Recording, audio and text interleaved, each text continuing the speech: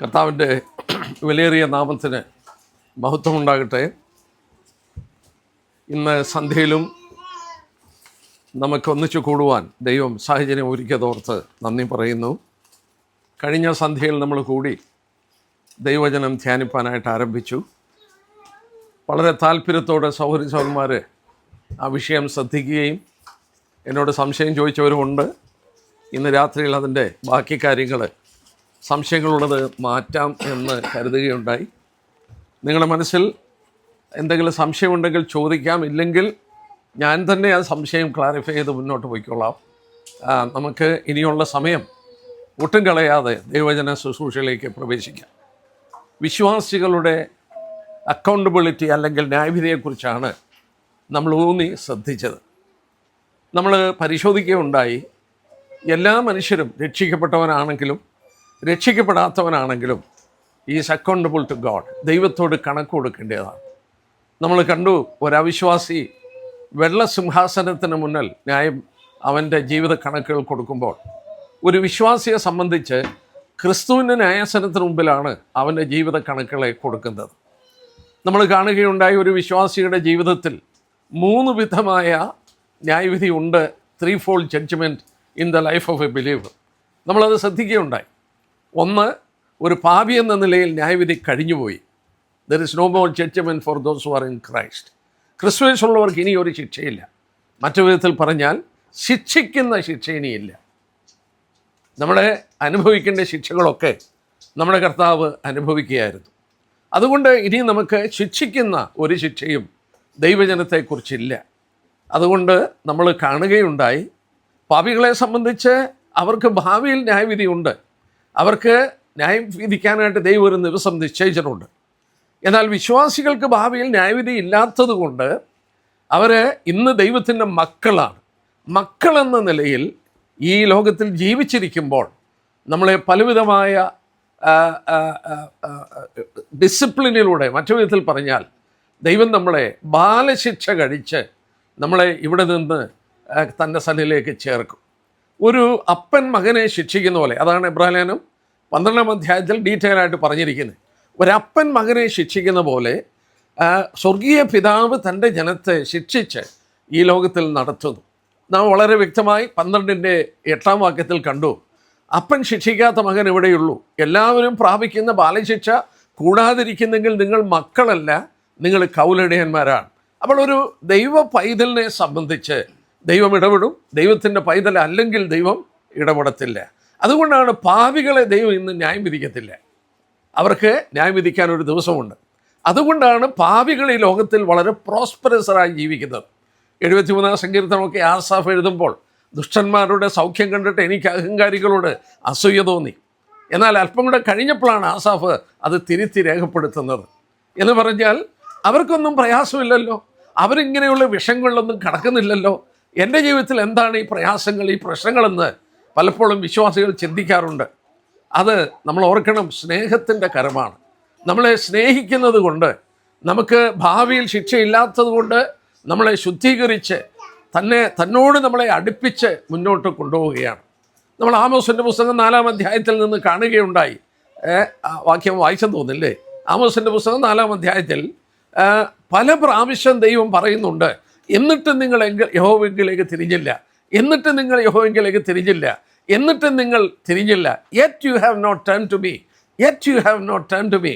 അത് ദൈവത്തിൻ്റെ ഓരോ ഡീലിംഗ് അവിടെ പറയുന്നത്. ഞാൻ നിങ്ങളുടെ കൃഷി നശിപ്പിച്ചു, yet you have not turn to me. ഞാൻ നിങ്ങൾക്ക് വെള്ളമില്ലാതാക്കി തീർത്തു, yet you have not turn to me. നിങ്ങളിൽ ചിലരെ ഞാൻ കൊന്നുകളഞ്ഞു, yet you have not turn to me. ദൈവം ഇങ്ങനെ പല വിധത്തിൽ ഇസ്രായേലിനോട് ഇടപെട്ടത് ആമോസ് ചാപ്റ്റർ 4-ലുണ്ട്. അവിടെ അനേക ആവർത്തി പറയുന്നുണ്ട്, എന്നിട്ട് നിങ്ങൾ എങ്കിലേക്ക് തിരിഞ്ഞില്ല. മറ്റു വിധത്തിൽ പറഞ്ഞാൽ അവരെ ദൈവത്തിങ്കിലേക്ക് തിരിക്കുവാനാണ് ദൈവം ഈ ഇടപെടലൊക്കെ നടത്തിയത്. പുതിയ നിയമത്തിലും നമ്മൾ കണ്ടതാണ്, നമ്മളെ ബാലശിക്ഷയിലൂടെ മുന്നോട്ട് കൊണ്ടുപോവുകയാണ്. നമുക്ക് ഭാവിയിൽ ശിക്ഷിക്കപ്പെടുന്ന ശിക്ഷയില്ല. അതെന്തൊരാശ്വാസമാണെന്ന് ഓർത്ത് നമുക്ക് ദൈവത്തെ സ്തുതിക്കാം. നമ്മൾ ഓർക്കണം, ദാവീദ് പാപം ചെയ്തു, കഠോരമായ പാപം, അത്ര ഭയങ്കരമായ പാപമാണ് ദാവീദ് ചെയ്ത്. ദാവീദ് നമ്മൾ ചിന്തിക്കും ഒരു പാപമേ ചെയ്തുള്ളൂ, ഒരു പാപമല്ല. ഒരു ചെയിൻ ഓഫ് സിൻ. അതായത് ദാവീദ് ഒരു പാപം, അതായത് ബത്ശബയെ കൈവശപ്പെടുത്താൻ വേണ്ടി എത്രയോ പാപമാണ് വൺ ബൈ വൺ ആഫ്റ്ററായിട്ട് ചെയ്തത്. പക്ഷേ നാഥാൻ പ്രവാചകനിലൂടെ ദൈവം ദാവീദ് അനുതപിച്ചപ്പോൾ പറഞ്ഞു, യഹോവ നിൻ്റെ പാപം ക്ഷമിച്ചിരിക്കുന്നു. പക്ഷേ നിൻ്റെ ഇപ്പോൾ ജനിച്ച കുഞ്ഞ് മരിക്കും, നിൻ്റെ വാള് നിൻ്റെ വീട്ടിൽ നിന്നും മാറില്ല എന്ന് പറഞ്ഞാൽ ദ കോൺസിക്വൻസ് ഓഫ് സിൻ, ചെയ്ത പാപത്തിൻ്റെ പരിണിത ഫലം ദാവീദ് അനുഭവിക്കേണ്ടി വന്നു. പക്ഷേ ദാവീദിനെ ദൈവം തള്ളിക്കളഞ്ഞില്ല. ദാവീദിൻ്റെ ശിക്ഷ ദൈവം ക്ഷമിച്ചു. നമുക്ക് വളരെ വ്യക്തമായ ഭാഗത്തൂടെ കാണാം. പിന്നെ ഭാവിയിൽ എന്താണ് നമ്മുടെ ശിക്ഷ? നമ്മൾ ആ മൂന്നാമത്തെ ഭാഗത്തിലേക്ക് ഇന്ന് കയറുകയാണ്. നമുക്കത് ഇന്നത്തെ സമയം കൊണ്ട് ഉള്ളതൊക്കെ അത്യാവശ്യമുള്ളത് നമുക്ക് നോക്കി മനസ്സിലാക്കാനായിട്ട് ശ്രമിക്കാം. ഭാവിയിൽ ഒരു ദാസൻ എന്ന നിലയിൽ A future judgment as a servant, ഒരു വിശ്വാസിയെ ഭാവിയിൽ ദൈവം ന്യായം പാപത്തോടുള്ള ബന്ധത്തിലല്ല. അവിടെ നമ്മളെ ന്യായം വിധിക്കുന്നത് God is going to examine us as a servant. അത് മനസ്സിലാക്കാനായിട്ട് ഒരു പ്രത്യേക കാര്യം നമുക്ക് വായിച്ചിട്ട് മുന്നോട്ട് പോകാം. എന്താണ് പരിശോധിക്കപ്പെടാൻ പോകുന്നത്? 2 കൊരിന്ത്യർ 5:10. ഇന്നലത്തെ പോലെ സഹോദരന്മാരോ ഒക്കെ ഒന്ന് വായിച്ച് ഹെൽപ്പ് ചെയ്യണം. കാരണം ഒരു പോഡിയം ഇതിന് തൽക്കാലം ഇപ്പം ചെറുതെങ്കിലും ഒരെണ്ണം കിട്ടിയിട്ടുണ്ട്. നമുക്ക് അറിയാവുന്നതാണ്, കാണാതെ അറിയാവുന്ന വാക്യമാണ്, എങ്കിലും ഒന്ന് വായിക്കാം. 2 കൊരിന്ത്യൻസ് 5:10 അതിനെ ബേസ് ചെയ്താണ് നമ്മൾ മുന്നോട്ട് പഠനം നടത്തുന്നത്.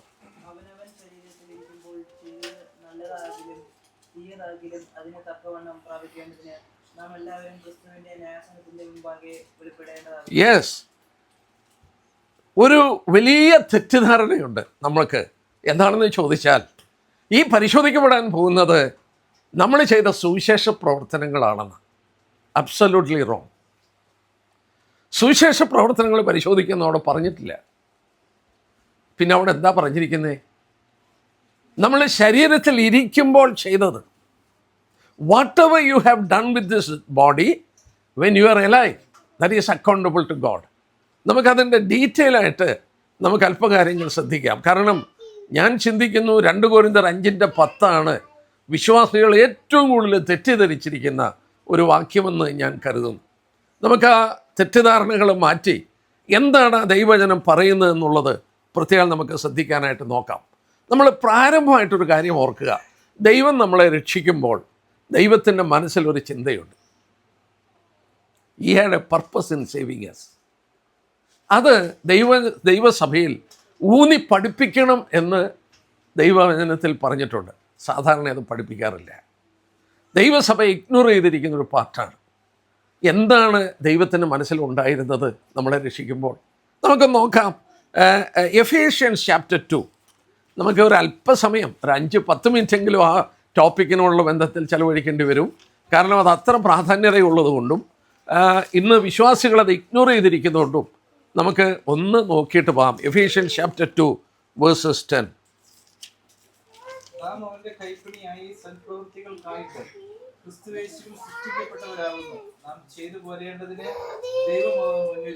യെസ്, സൗരീശ്വരന്മാരെ ആ വാക്യം ഒന്ന് ശ്രദ്ധിക്കുക.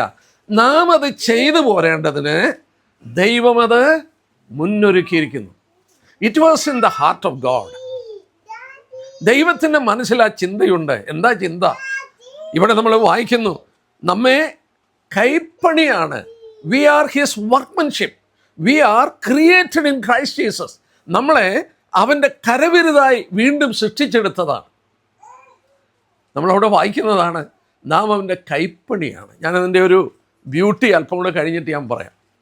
നാം അവൻ്റെ കൈപ്പണിയാണ്. എന്തിനു വേണ്ടിയാണ് ക്രിസ്തുയേശുവിൽ നമ്മളെ സൃഷ്ടിച്ചത്? നമ്മളെ ഒരു പുതിയ സൃഷ്ടിയാക്കി മാറ്റിയത് എന്തിനാണ്? പിതാവായ ദൈവം അവൻ്റെ ഇഷ്ടം എന്തായിരുന്നു? ക്രിസ്തുയേശുവിൽ സൃഷ്ടിക്കപ്പെട്ടു. നാം വായിക്കുന്നത് എന്താ? കൈപ്പണിയായി സൽപ്രവൃത്തികൾക്കായിട്ട്. അത് ചെയ്തു പോരാൻ ദൈവം മുന്നമേ കരുതി. അപ്പോൾ ഒരു കാര്യം ഒന്ന് ഓർത്താട്ടെ, പിതാവായ ദൈവം നമ്മളെ ക്രിസ്തുയേശുവിൽ ഒരു പുതിയ സൃഷ്ടിയായി സൃഷ്ടിച്ചെടുക്കുമ്പോൾ പിതാവായ ദൈവത്തിൻ്റെ മനസ്സിലൊരു വലിയ ചിന്തയുണ്ട്. ഈ രക്ഷിക്കപ്പെട്ടു വന്നവർ, ക്രിസ്തുയേശുവിൽ പുതുതായിട്ട് സൃഷ്ടിക്കപ്പെട്ട പുതിയ സൃഷ്ടികളുണ്ടല്ലോ, അവർ എന്തായിരിക്കണമെന്നാണ് പറഞ്ഞ് അവർ സൽപ്രവൃത്തികൾക്കായിട്ട് അവരെ സൃഷ്ടിച്ചതാണ്. നമ്മൾ വീണ്ടും നമുക്ക് നോക്കാം, ഈ ഭാഗത്തിലേക്ക് നോക്കാം. യേശുക്രിസ്തു എന്തിനാ തന്നെത്താൻ ക്രൂശിൽ കൊടുത്തത്? തീത്തോസ് ലേഖനം ഒന്നെടുത്താട്ടെ. Titus chapter 2 verses 14. തീത്തോസ് ലേഖനം 2-ാം അധ്യായത്തിൻ്റെ 14-ാമത്തെ വാക്യം. അവൻ നമ്മെ സകല അധർമ്മത്തിൽ നിന്നും വീണ്ടെടുത്ത് സൽപ്രവൃത്തികളിൽ ശുഷ്കാന്തിയുള്ളൊരു സ്വന്തം ജനമായി തനിക്ക് ശുദ്ധീകരിക്കേണ്ടതിന് തന്നെത്താൻ നമുക്ക് വേണ്ടി കൊടുത്തു. അപ്പോൾ യേശുക്രിസ്തു എന്തിനാ ക്രൂശിൽ മരിച്ചത്? ഇവിടെ പറയുന്നത് കണ്ടോ, നമ്മളെ സകല അധർമ്മങ്ങളിൽ നിന്നും വീണ്ടെടുത്ത് സൽപ്രവൃത്തികളിൽ ശുഷ്കാന്തിയുള്ളൊരു ജനമായിരിക്കണം. That we should be a people who are zealous in good works. ക്രിസ്തു ക്രൂശിൽ മരിക്കുന്നതിന് വേണ്ടിയാണ്. പിതാവായ ദൈവം നമ്മളെ ക്രിസ്തുവിൽ പുതുതായി സൃഷ്ടിച്ചതിന് വേണ്ടിയാണ്. ആ തീത്തോസ് തന്നെ നമ്മൾ നോക്കാം. ആ തീത്തോസ് തന്നെ അതിൻ്റെ 7-ാം വാക്യം നോക്കിയാട്ടെ. ആ 2-ാം അധ്യായത്തിൻ്റെ 7-ാം വാക്യം.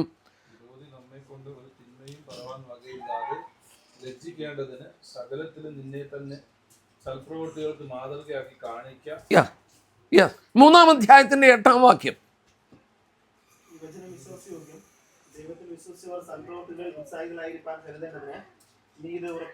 കണ്ടോ, പൗലോസ് തീത്തോസിന് എഴുതുകയാണ്, ദൈവത്തിൽ വിശ്വസിച്ചവർ സൽപ്രവൃത്തികളിൽ ഉത്സാഹികളായിരിക്കണം. കർത്താവായ യേശുക്രിസ്തു ക്രൂശിൽ കൊടുത്തു. that he wanted a group of people who are zealous in good works. നല്ല പ്രവൃത്തിയിൽ സെലസായിരിക്കുന്ന, ഉത്സാഹികളായിരിക്കുന്ന ഒരു കൂട്ടം ആളുകളെ വേണം. പിതാവായ ദൈവത്തിൻ്റെ മനസ്സിൽ നമ്മളെ വീണ്ടും ക്രിസ്തുവിൽ സൃഷ്ടിക്കുമ്പോൾ അവൻ്റെ മനസ്സിൽ കിടക്കുന്ന ആഗ്രഹം നമ്മൾ ഒരു കൂട്ടം ആളുകളെ സൽപ്രവൃത്തികളിൽ ശുഷ്കാന്തിയുള്ളവരായിരിക്കണം. നമ്മളൊരു കാര്യം ഓർക്കുക, നമ്മൾ സൽപ്രവൃത്തികൾ കൊണ്ട് രക്ഷിക്കപ്പെട്ടവരല്ല. We are not saved by good works, but we are saved for good works. നമ്മളെ നല്ല പ്രവൃത്തി കൊണ്ട് രക്ഷിക്കപ്പെട്ടവരല്ല, പക്ഷേ നമ്മളെ രക്ഷിച്ചിരിക്കുന്നത് നല്ല പ്രവൃത്തിക്ക് വേണ്ടിയാണ്. പൗലോസ് പറഞ്ഞു, ഇത് ദൈവസഭയിൽ ഊന്നി പഠിപ്പിക്കണം. ദൈവത്തിൽ വിശ്വസിച്ചവർ സൽപ്രവൃത്തികളിൽ ശുഷ്കാന്തിയുള്ളവരായിരിക്കണം. 14-ാം വാക്യത്തിൽ വീണ്ടും ആ തീത്തോസ് 3:14 പറയുന്നുണ്ട്, നമുക്കുള്ളവരും ഫലമില്ലാത്തവരുമാകാതെ അത്യാവശ്യ സംഗതികളിൽ സൽപ്രവൃത്തികളിൽ മുമ്പന്മാരായിരിക്കാൻ പഠിക്കട്ടെ. കുറേയേറെ വാക്യം ഞാൻ നോക്കി. ധനവാന്മാരോടുള്ള ബന്ധത്തിൽ, സ്ത്രീകളോടുള്ള ബന്ധത്തിൽ, സ്ത്രീകളോടൊക്കെ പറയുന്നത് ഇത് ഈ സൽപ്രവൃത്തികളിൽ അവർ വ്യാപൃതരായിരിക്കണമെന്നൊക്കെയാണ് തിരുവചനം പഠിപ്പിച്ചിരിക്കുന്നത്. ഒരുപാട് ഉദാഹരണമായിട്ട് 1 തിമോഥെയോസ് 2:10 നോക്കി, വിധവമാരെ, സ്ത്രീകളെ, അത് ഭയങ്കര ഒരു അഭിനന്ദനീയമായ ഒരു ക്യാരക്ടറാണ്. 1 തിമോഥെയോസ് 2:10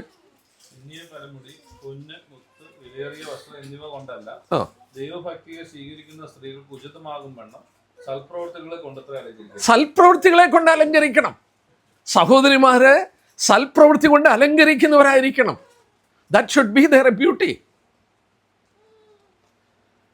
വീണ്ടും ഞാൻ നോക്കി വിഡോസിനെ കുറിച്ച്. അതേ പുസ്തകം 5:10 5:10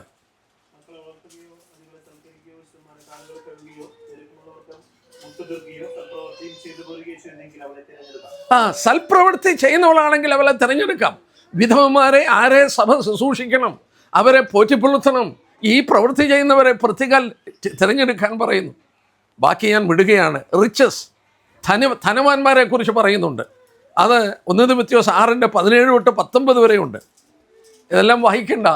ഞാൻ കുറേയേറെ കാര്യം നോക്കിയപ്പോൾ അയ്യോ, ഇതെന്ത് ഗൗരവമേറിയൊരു കാര്യമാണ്, എത്ര ഗൗരവമേറിയതാണ്. വചനത്തിൽ ഊന്നൽ കൊടുത്ത് പറഞ്ഞിരിക്കുന്ന ഒരു സംഗതിയാണ്. ഇനി ഞാൻ ഒരു കാര്യം കൂടെ പറയാം. നിങ്ങൾ എന്നോട് സമ്മതിച്ചാലും ഇല്ലെങ്കിലും ഞാൻ പറയാം. ഞാൻ വിശ്വസിക്കുന്നു കത്തോലിക്ക സഭയെ കർത്താവ് അഭിനന്ദിക്കുന്നുണ്ട്. യെസ്, എവിടെ അത് കണ്ട്? ഞാൻ വചനത്തിലില്ലാതെ പറയത്തില്ല. കാത്തലിക് ചർച്ചിനെ he's appreciating in this matter. ഞാൻ കാണിച്ചു തരാം. കാരണം അങ്ങനെ ബൈബിളിൽ ഉണ്ടോ എന്ന് പലരും എന്നോട് ചോദിച്ചിട്ടുണ്ട്. ഞാൻ കാണിച്ചു കൊടുക്കേണ്ടി വന്നു. Revelation chapter 2 and 3 എടുത്താട്ടെ. വെളിപ്പാട് പുസ്തകം 2-3 അധ്യായം. ഞാൻ ഒരു ചെറിയ ഔട്ട്ലൈൻ തന്നിട്ട് ഞാനങ്ങ് പോകാം. Revelation chapter 2 and 3. Actually church history, ആദ്യത്തെ 30 വർഷത്തിൻ്റെ ചർച്ച് ഹിസ്റ്ററി ബുക്ക് ഓഫ് ആക്സിലുണ്ട്, അപ്പോസ്തല പ്രവൃത്തികളുണ്ട്. സഭയുടെ ആദ്യത്തെ 30 വർഷത്തിൻ്റെ ചരിത്രം അപ്പോസ്തല പ്രവൃത്തികളാണ്. പിന്നീട് ഉള്ള ചരിത്രം, ഉൽപ്രാവണം വരെയുള്ള ചരിത്രമാണ് 7 സഭകളുടെ ദൂതിലൂടെ കർത്താവ് പറയുന്നത്. These are prophetical words. അതിൽ സഭ അന്ധകാര യുഗത്തിൽ കയറിയ ഒരു കാലഘട്ടമുണ്ട്, ഡാർക്ക് ഏജ്. ചരിത്രം പഠിക്കുന്ന ആർക്കും അറിയാം. Almost 1000 years of dark age. 1000 വർഷം സഭ അന്ധകാര യുഗത്തിൽ പോയി. That is around AD 590 to 1570. 1517 reformation ഉണ്ടാകുന്നത്. അപ്പോൾ AD 590 തൊട്ട് റിഫോർമേഷൻ വരെയുള്ള കാലഘട്ടം ചരിത്രത്തിൽ രേഖപ്പെടുത്തിയിരിക്കുന്നത് ചർച്ചിൻ്റെ ഡാർക്ക് ഏജ് എന്നാണ്. ആ ഡാർക്ക് ഏജ് എന്ന് പറയുമ്പോൾ ഒരു കാര്യം ഓർക്കണം, അന്ന് ലോകത്തിൽ ഒരു സഭയേ ഉള്ളൂ. That was Catholic church. വേറെ ഒരു സഭയില്ല. പ്രൊട്ടസ്റ്റൻസ് ഉണ്ടായിട്ടില്ല. 1517 500 ചില്ലുവാനും വർഷമേ ആയിട്ടുള്ളൂ ഈ പ്രൊട്ടസ്റ്റൻസ് ഉണ്ടായിട്ട്. ഞാനിവിടെ UK വന്നപ്പോഴാണ് ചില കത്തീഡ്രലൊക്കെ പോയി നിന്നിട്ട് ഞാനവിടെ നിന്നു. ഞാൻ ഓർത്തു, ഇവിടെ ഉണ്ടായിരുന്ന ഈ പോപ്പുമാരൊക്കെ ദേ ആർ ലിറ്ററലി കിങ്സ്. ആ ചരിത്രത്തിൽ ഞാൻ വായിച്ചതുപോലെ തന്നെ രാജാക്കന്മാരെ വാഴിക്കുകയും രാജാക്കന്മാരെ മാറ്റുകയും മില്യൺസ് ഓഫ് ആളുകളെ കൊന്ന സഭയാണ് കത്തോലിക്ക സഭ. നമ്മൾ റെവലേഷൻ 17 വരുമ്പോഴുണ്ട്, മർമ്മമഹതിയാം ബാബിലോൺ, നീ വിശുദ്ധന്മാരുടെ രക്തം കുടിച്ച് മത്തിയായിരിക്കുന്നു. കാത്തലിക് ചർച്ച് അതുപോലെ ആളുകളെ കൊന്നിട്ടുണ്ട്. ആ കത്തീഡ്രലൊക്കെ കണ്ടപ്പോൾ ഒരു പാലസിനെ വെല്ലുവിളിക്കുന്നതാണ് ഈ കത്തീഡ്രൽസൊക്കെ. they were so powerful. പക്ഷേ അവരെ കർത്താവ് ആ കാലഘട്ടമാണ് ഈ കാലഘട്ടം. അന്ന് വേറെ സഭയില്ല. നോക്കുക, അവരോടുള്ള ബന്ധത്തിൽ കർത്താവ് പറയുമ്പോൾ 19 വാക്യം നോക്കി, ചാപ്റ്റർ 2 verses 19. അപ്പോൾ നിങ്ങൾ ഒരു കാര്യം ഓർക്കണം, ത്വൈതര സഭാ കാലയളവ് കാത്തലിക്സിൻ്റെ ദൂതാണ്. 19 വാക്യം.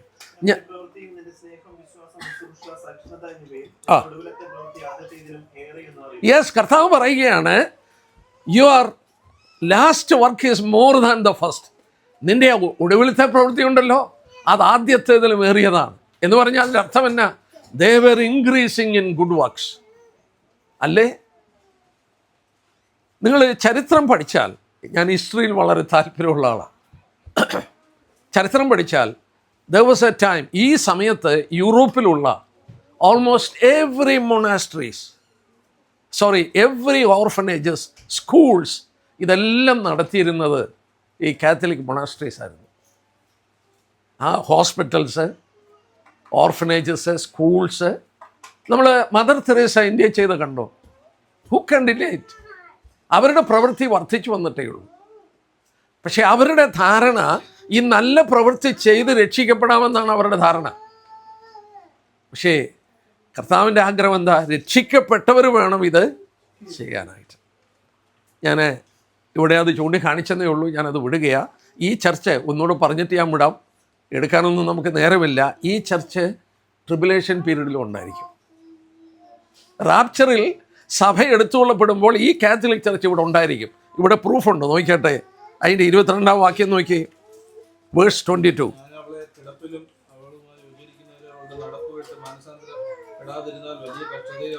വലിയ കഷ്ടതയിലാക്കും. കർത്താവ് യേശുക്രിസ്തു പറഞ്ഞു, ഇതുവരെ സംഭവിച്ചിട്ടില്ലാത്തതും ഇനിമേൽ സംഭവിക്കാത്തതുമായ വലിയ കഷ്ടം. അത് ട്രിബുലേഷൻ പീരീഡാണ്, പീഡന കാലഘട്ടം. ഈ സഭ ഇവിടെ ഉണ്ട്. അവർ രക്ഷിക്കപ്പെട്ടവരല്ല, അവരിവിടെ കാണും ഈ പീഡനകാലത്തിൽ. ഇവരാണ് വെളിപ്പാട് പുസ്തകം 17 അധ്യായത്തിലെ മർമ്മം മഹതിയാം ബാബിലോൺ, മിസ്റ്ററി ബാബിലോൺ, ചാപ്റ്റർ 17 അവരിവിടെ കാണും.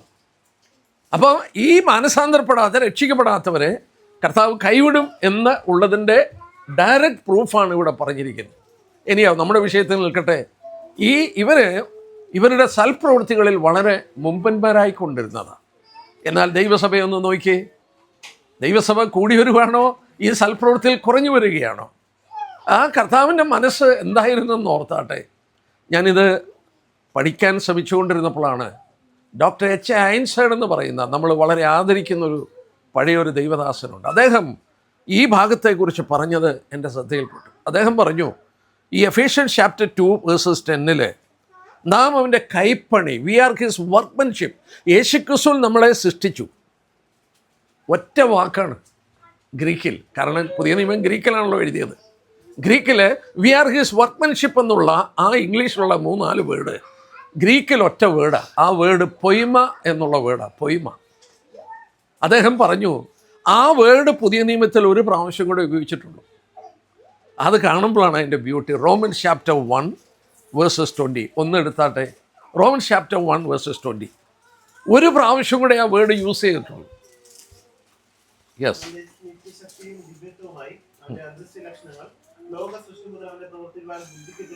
യെസ്, ദൈവം ആരാണ് എന്നുള്ളത് മനുഷ്യന് വെളിപ്പെടുത്താതിരുന്ന കാലത്ത് പോലും through his creation the eternal attributes of God was revealed to man. ദൈവം ആരാണെന്നുള്ളത് ഈ കർത്താവിൻ്റെ സൃഷ്ടിയിലൂടെ മനുഷ്യന് വെളിപ്പെടുത്തി തന്നു. അവിടെ ഉപയോഗിച്ചിട്ടുണ്ട് word things that are made. ആ വാക്ക് പൊയ്മ എന്നുള്ള വേർഡാണ്. പുതിയ നിയമത്തിൽ ഈ രണ്ട് ഭാഗത്തെ ഈ വാക്കുകളുള്ളൂ. ഇനി ഓർക്കണം, ഈ പൊയ്മ എന്ന വാക്കിൽ നിന്നാണ് പൊയട്രി എന്ന വാക്കുണ്ടായത്, ഇംഗ്ലീഷ് വേർഡ്.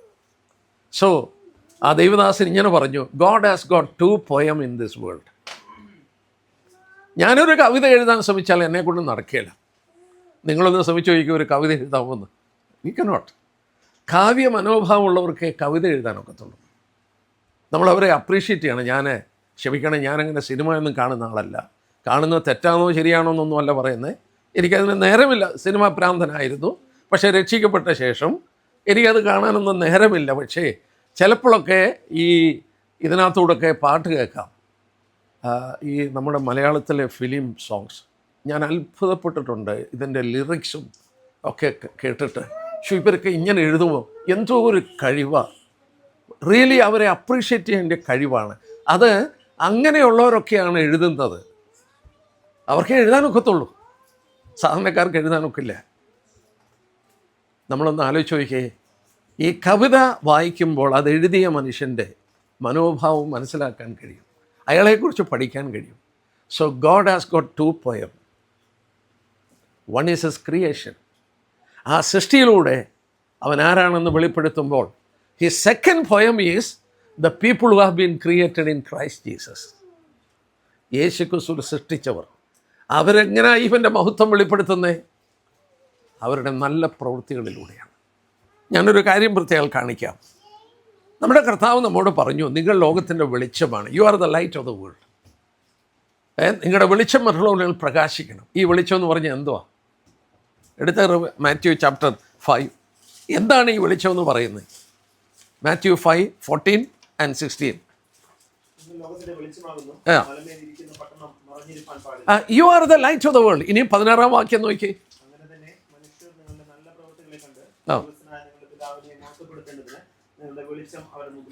ആ വാക്യം ക്ലാരിഫൈ ചെയ്യുന്നില്ലേ?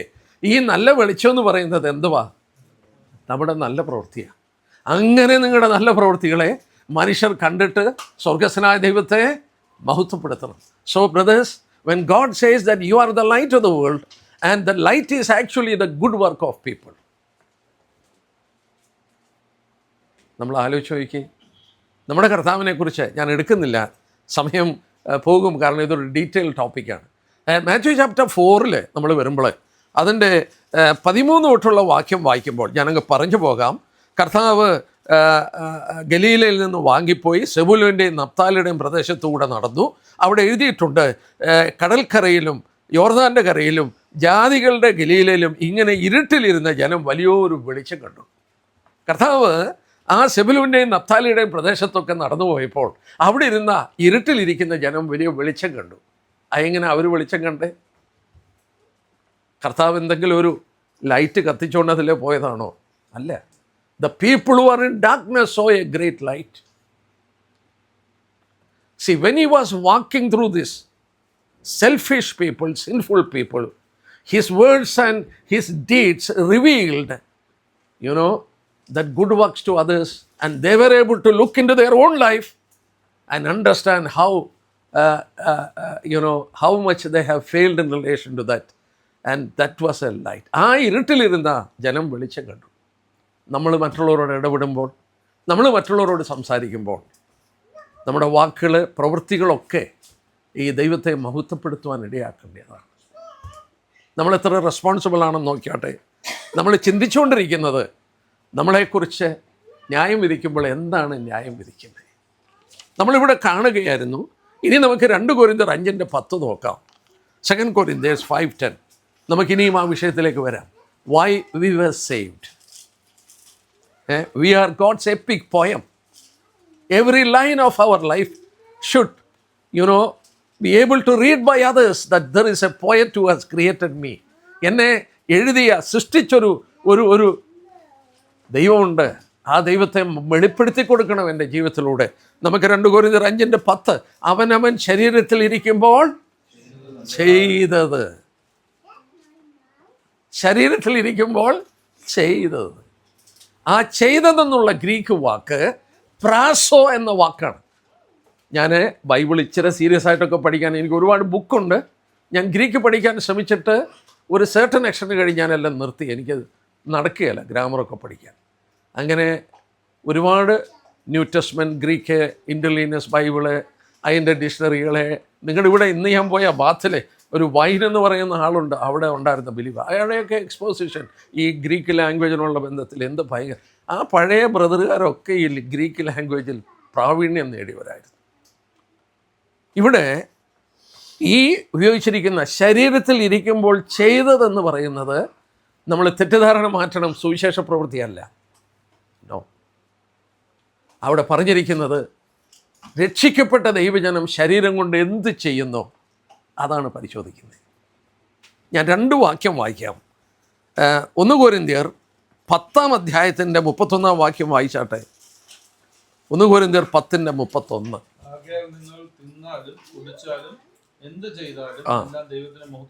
കണ്ടോ, അവിടെ ആ വാക്ക് വരുന്നുണ്ട്.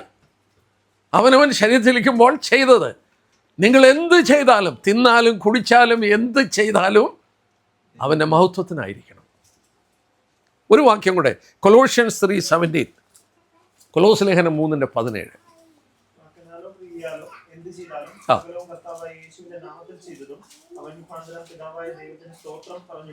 യെസ്, നിങ്ങൾ എന്ത് ചെയ്താലും, തിന്നാലും കുടിച്ചാലും വാക്കിനാലോ ക്രിയയാലോ, whatever you do with your body, that is accountable to God.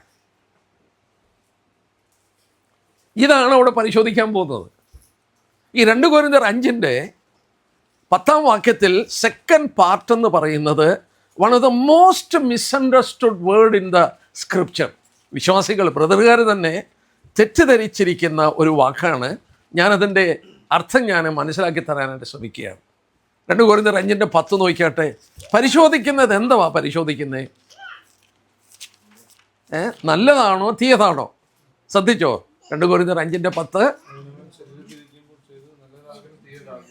നല്ലതാകലും തീയതാകലും, whether good or bad. English വായിക്കുന്നത് test is to find out whether it is good or bad. What does it mean? ഒരുപാട് പേര് തെറ്റിദ്ധരിക്കുന്നത് അവിടെ പരിശോധിക്കുന്നത് പാപമായിരുന്നോ വിശുദ്ധിയായിരുന്നോ എന്ന്. ആ meaning ഇവിടെ വന്നിട്ടേ ഇല്ല. ഞാൻ ഓർപ്പിച്ചു, ഗ്രീക്ക് ലാംഗ്വേജിലാണ് പുതിയ നിയമം എഴുതിയത്. ആ ഗ്രീക്ക് ലാംഗ്വേജിൽ പൗലോസ് അവിടെ ഉപയോഗിച്ചിരിക്കുന്ന വാക്ക് ഞാൻ എടുത്ത് പറയാം. 2 കൊരിന്ത്യർ 5:10 തീയത്, ബാഡ് എന്നുള്ള വാക്ക് എന്താണെന്നുള്ളത് നോക്കാം.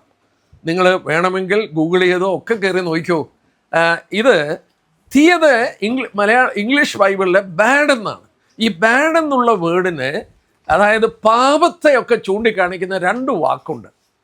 ആ വാക്ക് കാക്കോസ് എന്നും ഫനിറോസ് എന്നുമാണ്. കാക്കോസ് എന്നും ഫനിറോസ്. കാക്കോസ് എന്ന വാക്കിൻ്റെ അർത്ഥം ബാഡ് ഇൻ ക്യാരക്ടർ. ഫനിറോസ് എന്ന വാക്കിൻ്റെ അർത്ഥം ആക്റ്റീവ് ഫോം ഓഫ് ഈവിൾ, ദുഷ്ടപ്രവൃത്തികൾ ഒക്കെയാണ്. ഈ 2 വാക്കും പൗലോസ് അവിടെ ഉപയോഗിക്കാതെ ബാഡ് എന്നുള്ള തീയതെന്നുള്ളതിന് അവിടെ ഉപയോഗിച്ചിരിക്കുന്നത് ഫോളോസ് എന്ന വേർഡാണ്. PHAULOS. ഞാൻ എന്താണ് ഇതിൻ്റെ അർത്ഥമെന്നറിയാൻ ഹീബ്രു ഗ്രീക്ക് സ്റ്റഡി ബൈബിളിൽ നോക്കിയപ്പോൾ ആ വാക്കിൻ്റെ അർത്ഥം രേഖപ്പെടുത്തിയത് ഞാൻ കുറിച്ചെടുത്തു. ഞാനതിൻ്റെ ഒരു രക്തചുരുക്കം പറയാം. ബാഡ് എന്നുള്ളത് കൊണ്ട് ഉദ്ദേശിച്ചിരിക്കുന്നത് someone or something good for nothing, from which nothing good can come out, worthless, unimportant. കൊള്ളത്തില്ല, ഒന്നിനും കൊള്ളത്തില്ല. ആ വാക്കിൻ്റെ അർത്ഥം അതാണ്.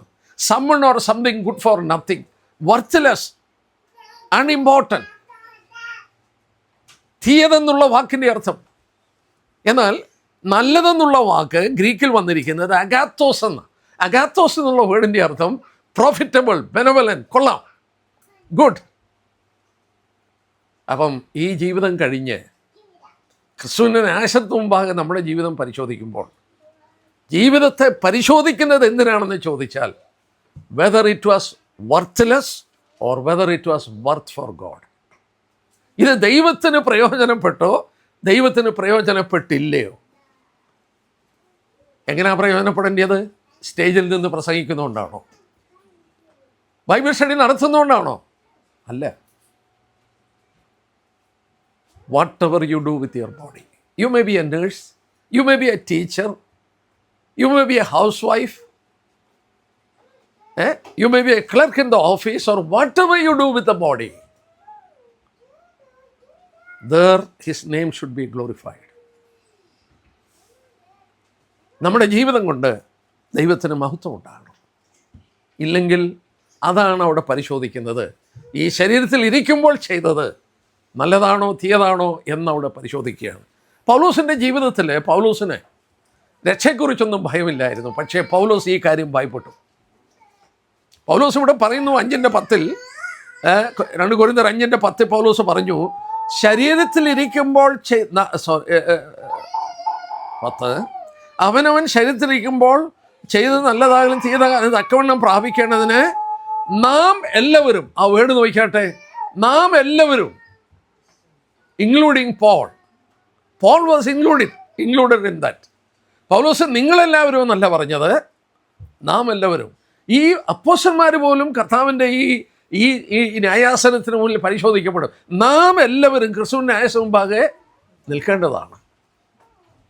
അപ്പം പൗലോസിനും അറിയാം തൻ്റെ ജീവിതത്തോടെ പരിശോധിക്കും. പൗലോസിന് ഭയമുണ്ടായി, രക്ഷയെക്കുറിച്ചല്ല. നോക്കിക്കേ, എന്തായിരുന്നു പൗലോസിൻ്റെ ഭയം? 1 കൊരിന്ത്യർ 9 എടുത്താട്ടെ. 1 Corinthians chapter 9 verses 26 and 29. 1 കൊരിന്ത്യർ 9 26-27 വാക്യം. നിശ്ചയമില്ലാത്തവണ്ണമല്ല ഓടുന്നത്, ആകാശത്തെ കൊത്തുന്നത് പോലെ അല്ല ഞാൻ മുഷ്ടിയുദ്ധം ചെയ്യുന്നത്. മറ്റുള്ളവരോട് പ്രസംഗിച്ച ശേഷം ഞാൻ തന്നെ കൊള്ളരുതാത്തവനായി പോകാതിരിക്കേണ്ടതിന് എന്റെ ശരീരത്തെ ദണ്ഡിപ്പിച്ച് അടിമയാക്കുക. ക്രിസ്തുവിന്റെ ന്യായാസനത്തിന് മുമ്പാകെ പരിശോധന, കൊള്ളാവുന്നവനാണോ കൊള്ളാത്തവനാണോ, whether he was worth or worthless. പൗലോസ് പറയുന്നതാ, ഞാൻ ഇതൊക്കെ പ്രസംഗിച്ച് നടന്നിച്ച് ഞാൻ അവൻ്റെ സന്നിധിയിൽ ചെല്ലുമ്പോൾ കൊള്ളരുതാത്തവനായി പോകരുത്. So what he was doing? He was disciplining his body. പൗലോസിൻ്റെ ശരീരത്തെ പൗലോസ് ദണ്ഡിപ്പിച്ച് അടിമയാക്കിയാണ്. പൗലോസിൻ്റെ ശരീരം മാത്രമല്ല പൗലോസ് ദണ്ഡിപ്പിച്ച് അടിമയാക്കിയത്. മറ്റൊരു വാക്യം നോക്കി, നമ്മൾ കണ്ടു, 2 കൊരിന്ത്യർ 10:5 വായിക്കാം. There you find he disciplines his mind also. 2 കൊരിന്ത്യർ 10:5. ഇവിടെ നമ്മൾ കണ്ടു തൻ്റെ ശരീരം ഡിസിപ്ലിൻ ചെയ്തു.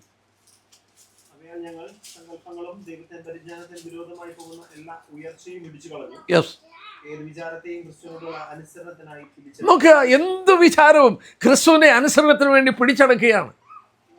ആ ഭാഗം നോക്കി, he disciplined his body, he disciplined his mind. അവൻ്റെ ശരീരത്തെ അവൻ ഡിസിപ്ലിൻ ചെയ്തു, അവൻ്റെ മനസ്സിനെ ഡിസിപ്ലിൻ ചെയ്തു. ഒറ്റ ലക്ഷ്യമേ ഉള്ളൂ, ഈ ജീവിതം കഴിഞ്ഞിട്ട് ഞാൻ അവിടെ ചെല്ലുമ്പോൾ, എന്നെ പരിശോധിക്കുമ്പോൾ ഞാൻ കാസ്റ്റവേ ആകരുത്, കൊള്ളരുതാത്തവനായി പോകരുത്. അത് പഴയ ഇംഗ്ലീഷ് ബൈബിളിൽ കൊള്ളരുതാത്തവനായി പോകരുത്. ചില ഇപ്പോഴത്തെ ന്യൂ ട്രാൻസ്ലേഷനൊക്കെ ഡിസ്ക്വാളിഫൈഡ് എന്ന്. നിങ്ങളുടെ ബൈബിൾ അങ്ങനെ ആയിരിക്കും, ഡിസ്ക്വാളിഫൈഡ്. എന്നാൽ പഴയ ഇംഗ്ലീഷ് ബൈബിളിൽ നോക്കിയാൽ that I should not be castaway എന്ന്. ആ കാസ്റ്റവേ എന്നുള്ള വാക്കിൻ്റെ അർത്ഥം കൊല്ലന്മാർ, അതായത് ഇരുമ്പിൽ പണിയുന്നവർ ആ കൊല്ലൻ്റെ ആലയിൽ ചെന്നാൽ ഇരുമ്പുകൾ തീക്കകത്ത് വെച്ച് ചൂടാക്കി അവർ അമിക്കല്ലിൽ വെച്ച് അടിച്ച് പരത്തുമ്പോൾ ചില ഇരുമ്പ് കഷ്ണങ്ങളൊക്കെ അടന്നു വീഴും. അവർ കൊടിൽ കൂട്ടി അതെടുത്ത് ഇങ്ങനെ ഒരു ഏറ് കൊടുക്കും. ആ ആലയുടെ മൂലയ്ക്ക് അങ്ങനെയുള്ള ഒരു കൂമ്പാരം കാണും. അവരോട് ചോദിക്കുക, കൊല്ലനോട് ചോദിക്കുക, അതെടുത്ത് പണിയുന്നില്ലയോ എന്ന് ചോദിച്ചാൽ പറയും കൊള്ളത്തില്ല. ആ വേർഡായി കാസ്റ്റവേ എന്ന് പറഞ്ഞാൽ. It lost it's temper. അതെടുത്ത് ഇനിയും പണിയാൻ കൊള്ളത്തില്ല. പൗലോസ് സദാ പറഞ്ഞത്, നിത്യതയിൽ എത്രയോ കാര്യങ്ങൾ നമ്മളെ ചെയ്യാനായിട്ടുണ്ട്. അല്പത്തിൽ വിശ്വസനായവനെ ഞാൻ അധികത്തിൽ വിചാരകനാക്കും. ഒരുപാട് കാര്യങ്ങൾ, നമുക്ക് ചില കാര്യങ്ങളൊക്കെ നോക്കാനായിട്ട് നോക്കാം. നിത്യത എന്ന് പറയുന്നത് ചുമ്മാതെ പലരും ചിന്തിക്കുന്നു അവിടെ ഇരുന്ന് സ്തുതിച്ചു സ്തോത്രം പറഞ്ഞുകൊണ്ടിരിക്കുകയല്ല. We have lot of things to do in eternity. നാം അവനോടുകൂടെ ഭരിക്കാൻ വാഴാൻ പോവുകയാണ്. അപ്പോൾ പൗലോസ് പറഞ്ഞ പോലെ എന്നെ പരിശോധിച്ച് ഞാനൊരു കാസ്റ്റവേ ആയി പോകരുത്, നിന്നെ കൊള്ളത്തില്ല എന്ന് പറയാനിട വരരുത്. ആ വാക്കിൻ്റെ ഗൗരവം ഞാൻ ഓർപ്പിക്കാം, എന്നിട്ട് ഞാൻ അവിടെ വിടാം. റോമൻസ് 3:12 അവിശ്വാസികളെക്കുറിച്ച് പറയുന്നൊരു വാക്കുണ്ട്. അവിശ്വാസികളെക്കുറിച്ച് റോമലേഖനം 3:12 കൊള്ളരുതാത്തവരായിപ്പോയി. എല്ലാവരും വഴിതെറ്റി കൊള്ളരുതാത്തവരായി. ദൈവത്തിന് ഒരു പാപിയും കൊള്ളത്തില്ല. ഒരു ദൈവദാസന ആ വാക്കിനെ കുറിച്ച് ഇങ്ങനെ എഴുതി, that word is use for rotten vegetables. ചീഞ്ഞുപോയ പച്ചക്കറിക്ക് ഉപയോഗിച്ചിരിക്കുന്ന. സൗരന്മാർക്കറിയാം ചീഞ്ഞുപോയ പച്ചക്കറി വല്ലത്തിനും കൊള്ളാമോ? എടുത്ത് കളയത്തേ ഉള്ളൂ. That is a word use there. പാപികളെല്ലാം ദൈവത്തിന് മുന്നിൽ കൊള്ളരാത്തവരായി. പൗലോസിൻ്റെ വലിയ ചിന്ത, ഞാൻ കൊള്ളരാത്തവനായി പോകരുത്. ക്രിസ്തുവിൻ്റെ ന്യായസഭ പരിശോധന, നാം കൊള്ളാവുന്നവനാണോ കൊള്ളാത്തവനാണോ? നമ്മുടെ ജീവിതത്തെ പരിശോധിച്ചിട്ട് നാം ഒരു കാസ്റ്റവേ ആയി പോകരുത്. നമ്മൾ എന്ത് ചെയ്താലും അവൻ്റെ മഹത്വത്തിനായി ജീവിപ്പാനും പ്രവർത്തിപ്പാനും കടംപ്പെട്ടവരാണ്. ഞാനിത് ശരിക്ക് ഇതിനകത്തോട്ടൊന്ന് ഇറങ്ങി പഠിക്കുന്നതിന് മുമ്പ് എൻ്റെ മനസ്സിലുണ്ടായിരുന്ന ചിന്ത, കുഴപ്പമില്ല, കുറേയൊക്കെ കത്തിപ്പോകും, ബാക്കിക്കൊക്കെ പ്രതിഫലം കിട്ടുമല്ലോ, അത് മതി എന്നൊരു ധാരണ എൻ്റെ മനസ്സിലുണ്ടായിരുന്നു. എന്നാൽ 3 അപ്പോസ്തലന്മാർ പറഞ്ഞത് ശ്രദ്ധിച്ചപ്പോൾ ആ ചിന്തയല്ല എൻ്റെ മനസ്സിൽ തിരുത്തേണ്ടി വന്നു. ആദ്യം നമുക്ക് പൗലോസ് പറഞ്ഞു നോക്കാം. നമുക്ക് 2 കൊരിന്ത്യർ 5-ാം അധ്യായം നിർത്താട്ടെ. 2 കൊരിന്ത്യർ 5:ൻ്റെ 10-ാം വാക്യത്തിലാണ് പൗലോസ് ക്രിസ്തുവിൻ്റെ ന്യായസനത്തെക്കുറിച്ച് പറയുന്നത്. അവനവൻ ശരീരത്തിരിക്കുമ്പോൾ ചെയ്ത് നല്ലതാകലും തീയതാകലും അതിന് തക്കവണ്ണം പ്രാപിക്കേണ്ടതിന് നാം എല്ലാവരും ക്രിസ്തുവിൻ്റെ ന്യായസം മുമ്പാകെ വെളിപ്പെടേണ്ടതാണ്. അത് കഴിഞ്ഞിട്ട് ഉടനെ പറഞ്ഞു നോക്കി 11-ാം വാക്യം, ആകയാൽ കർത്താവിനെ ഭയപ്പെടണമെന്ന് അറിഞ്ഞിട്ട് ഞങ്ങൾ മനുഷ്യരെ സമ്മതിപ്പിക്കുന്നു. നിങ്ങൾ ഇംഗ്ലീഷ് ബൈബിൾ ഉണ്ടെങ്കിൽ ഒന്ന് വായിച്ചു നോക്കി. Yes, knowing therefore the terror of the Lord. Yes, he was speaking about the judgment seat of Christ. Knowing therefore the terror of the Lord, we persuade men. So what he says is, there is a terror in relation to this judgment. It's not going to be easy. ഈ ക്രിസ്തുവിൻ്റെ ന്യായാസനം നമ്മൾ ചിന്തിച്ച പോലെ എൻ്റെ കുറേയൊക്കെ കത്തിപ്പോയെങ്കിലും ബാക്കിക്ക് എനിക്ക് പ്രതിഫലം കിട്ടുമല്ലോ മതി എന്നുള്ളതല്ല. അവിടെ പൗലോസ് പറഞ്ഞ വാക്ക് നോക്കിക്കാട്ടെ, there is a terror in relation to this and we are persuading men to obey him. പത്രോസ് പറഞ്ഞ നമുക്ക് നോക്കാം. what Peter said. 1 Peter chapter 4. 1 Peter chapter 4 verses 17 and 18. Yes.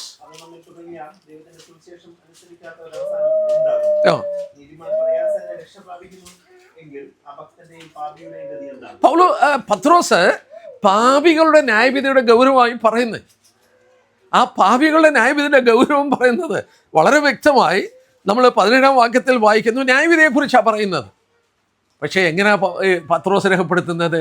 നീതിമാന്റെ ന്യായവിധി ഇത്ര ഭയങ്കരമാണെങ്കിൽ, if the judgment of a believer is so severe, what will be the judgment of an unbeliever? അതാ പത്രോസ് ഇവിടെ പറഞ്ഞു. Again he is proving that the judgment of believers is very serious. നീതിമാൻ പ്രയാസേനയാണ് രക്ഷ പ്രാപിക്കുന്നതെങ്കിൽ പാപിയുടെയും അകത്തിൻ്റെയും ഗതി എന്തായിരിക്കും? What kind of judgment will these unbelievers go through? Because if believers are going to be judged like this, what will be their judgment? എന്നുള്ളത് പത്രോസ് ചോദിക്കുകയാണ്. അവിടെയും നമ്മൾ കണ്ടു സിവിയറിറ്റി ഓഫ് ബിലീവേഴ്സ് ജഡ്ജ്മെൻറ്റ്. ഒരാളോട് പറഞ്ഞു നോക്കാം. യോഹന്നാൻ 1 John chapter 2 verse 28. 1 യോഹന്നാൻ 2:28 വാക്യം. നീ കുഞ്ഞുങ്ങളെ അവൻ പ്രത്യക്ഷനാകുമ്പോൾ നാം അവന്റെ സന്നിധിയിൽ ലജ്ജിച്ചു പോകാതെ അവന്റെ പ്രത്യക്ഷതയിൽ നമുക്ക് ധൈര്യം ഉണ്ടാകേണ്ടതിന് അവനിൽ വസിപ്പിക്കും. യെസ്, അവൻ പ്രത്യക്ഷപ്പെടുമ്പോൾ 2 കാര്യം സംഭവിക്കാം. ലജ്ജിച്ചു പോകാം, ധൈര്യമില്ലാതാകാം. നിങ്ങൾക്കത് സംഭവിക്കരുത്. അത് സംഭവിക്കാതിരിക്കാൻ നിങ്ങൾ അവനിൽ തന്നെ വസിക്കാൻ യോഹന്നാൻ രേഖപ്പെടുത്തുകയാണ്. ആരാ ലജ്ജിച്ചു പോകുന്നതെന്നറിയാമോ? നമ്മൾ വളരെ വ്യക്തമായി 119 സങ്കീർത്തനം നടത്തി ആരാ ലജ്ജിച്ചു പോകുന്നതെന്നറിയാം. Psalms 119 verses 4 and verses 6. 4-ാമത്തെ വാക്യവും 6-ാമത്തെ വാക്യവും. യെസ്, ഇനി 6-ാം വാക്യം. യെസ്, നിന്റെ കൽപ്പനകളെ തന്നത് കൃത്യമായി ആചരിക്കാനാണ്. ഞാനത് സൂക്ഷിക്കുന്നിടത്തോളം കാലം ലജ്ജിച്ചു പോകില്ല. ഇവിടെ യോഹന്നാൻ രേഖപ്പെടുത്തി, കുഞ്ഞുങ്ങളെ അവൻ പ്രത്യക്ഷപ്പെടുമ്പോൾ നിങ്ങൾ ലജ്ജിച്ചു പോകരുത്. രണ്ടാമത് പറഞ്ഞു, നിങ്ങൾക്ക് ധൈര്യമുണ്ടാകണം. പലപ്പോഴും ധൈര്യമില്ലാതെ പോകുന്നത് കർത്താവിൻ്റെ മുഖത്തേക്ക് നോക്കുവാൻ നമുക്ക് സാധിക്കാതെ വരുന്ന ഒരു സാഹചര്യം. നമ്മളൊന്ന് ആലോചിച്ച് നോക്കി, നമ്മളെ ന്യായവിധിക്കാൻ പോകുന്നത് കർത്താവ് പറഞ്ഞ വചനമാണ്. കഴിഞ്ഞ ദിവസം നമ്മൾ പഠിച്ചു, the standard by which we are going to be judge. ഞാൻ നിങ്ങളോട് പറഞ്ഞ വചനങ്ങൾ തന്നെ ഒടുക്കത്തെ നാളിൽ നിങ്ങളെ ന്യായവിധിക്കും. അങ്ങനെയാണെങ്കിൽ നമ്മളെ ന്യായവിധിക്കുമ്പോൾ നമ്മൾ അനുസരിക്കാത്ത പലതും ഉണ്ട്. സ്നാനപ്പെടാൻ പറഞ്ഞിട്ട് സ്നാനപ്പെടുന്നില്ല, ഇന്ന കാര്യങ്ങൾ ചെയ്യാൻ പറഞ്ഞിട്ട് നമ്മൾ ചെയ്യുന്നില്ല, പലപ്പോഴും ചെയ്യുന്നില്ല. നമുക്ക് പ്രാധാന്യത നമ്മുടെ കുടുംബമോ നമ്മുടെ സമൂഹമോ ഒക്കെ ആയിരിക്കാം. കർത്താവിൻ്റെ സന്നിധി ചെല്ലുമ്പോൾ ധൈര്യത്തോടെ നിൽക്കും. നമ്മൾ എസെക്കിയേൽ 22:14 ഇസ്രായേലിനോട് ചോദിക്കുന്നുണ്ട്. Ezekiel 22, Ezekiel 22 verses 14.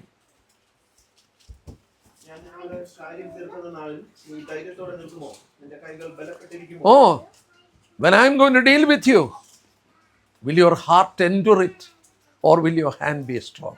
നിന്റെ ഹൃദയം അത് താങ്ങുമോ? അങ്ങനെ ചോദിച്ചേക്കുന്നത്. നമ്മൾ കണ്ടു 3 അപ്പോസ്തലന്മാർ. കുഞ്ഞുങ്ങളെ, അവൻ പ്രത്യക്ഷപ്പെടുമ്പോൾ നിങ്ങൾ ലജ്ജിക്കരുത്. കുഞ്ഞുങ്ങളെ, അവൻ പ്രത്യക്ഷപ്പെടുമ്പോൾ നിങ്ങൾക്ക് ധൈര്യമുണ്ടാകണം. പത്രോസ് പറഞ്ഞു, നീതിമാൻ്റെ ന്യായവിധി ഭയങ്കരമാണ്. അങ്ങനെ ഭയങ്കരമാണെങ്കിൽ പാപിയുടെ ന്യായവിധി എന്ത് ഭയങ്കരമായിരിക്കും.